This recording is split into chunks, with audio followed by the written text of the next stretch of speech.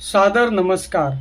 आज हम गोस्वामी तुलसीदास जी द्वारा रचित उस चौपाई के बारे में जानेंगे जो एक्टिविटी और अचीवमेंट के एक नए आयाम को पेश करता है।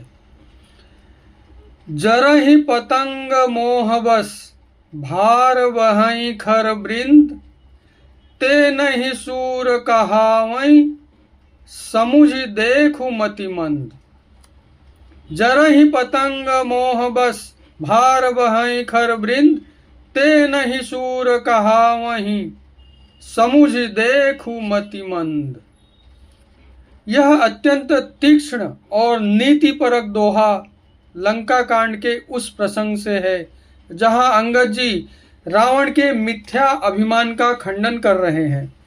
रावण अपने द्वारा उठाए गए कैलाश पर्वत और अपनी भुजाओं के बल का बखान कर रहा था, जिसके उत्तर में अंगद उसे शूरवीरता और मूर्खता का अंतर समझाते हैं। अंगद जी कहते हैं, अरे मंदबुद्धि रावण, जरा समझ कर देख। पतंगे मोहवश आग में जलते मरते हैं और गधों के झुंड भारी बोझ ढोते हैं, पर इस कारण वे शूरवीर नहीं कहलाते।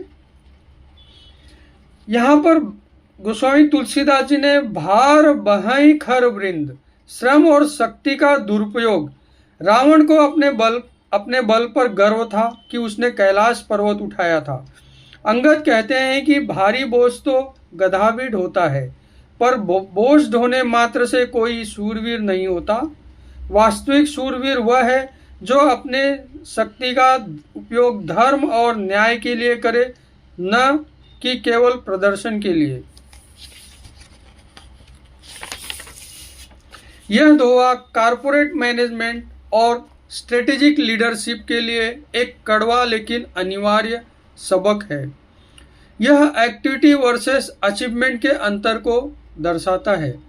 अंगद यहाँ रावण को समझा रहे हैं कि केवल कठिन परिश्रम या आत्मघाती जुनून आपको एक महान लीडर नहीं बनाता। इसमें प्रोफेशनल एंड पर्सनल मैनेजमेंट के 4 क्रांतिकारी सूत्र दिए गए हैं। पहला है emotional intelligence versus blind obsession. पतंगा आग के आकर्षण में मोहवश जल जाता है। उसे लगता है कि कुछ महान कर रहा है, पर वह वास्तव में केवल विनाश की ओर बढ़ रहा है। कॉर्पोरेट वर्ल्ड में कई बार लीडर किसी फ्लॉप प्रोजेक्ट या गलत ईगो के पीछे अपनी पूरी टीम और रिसोर्सेस को झोंक देते हैं। इसे संक कॉस्ट फैलेसी कहते हैं। यदि आपका जुनून आपको और आपकी संस्था को नुकसान पहुंचा रहा है, तो वह वीरता नहीं बल्कि ब्लाइंड ऑब्सेशन है। Hard labour versus strategic impact.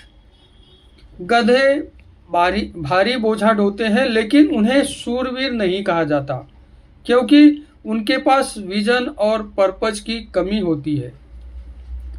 Management में केवल व्यस्त रहना सफलता की गारंटी नहीं है। यदि आप बिना किसी रणनीतिक दिशा के केवल भारी बोझ ढो रहे हैं, ओवरवर्क या बर्नआउट हो रहे हैं, तो आप सिस्टम के लिए केवल एक संसाधन मात्र हैं, लीडर नहीं है। असली शूरवीर वह है जो जानता है कि कौन सा बोझा उठाना है और कौन सा नहीं। शूरवीरता की सही परिभाषा, the definition of true valour. Angad Ravan के कैलाश उठाने जैसे शारीरिक बल को शूरवीरता मानने से इनकार करते हैं। एक लीडर की वीरता उसके साहसपूर्ण निर्णयों और इंटीग्रिटी में होती है, न कि केवल दबाव डालने या शक्ति प्रदर्शन में। अपनी शक्ति का गलत प्रदर्शन करना स्वयं को प्रभावशाली नहीं बल्कि मतिमंद यानी मूर्ख सिद्ध करता है।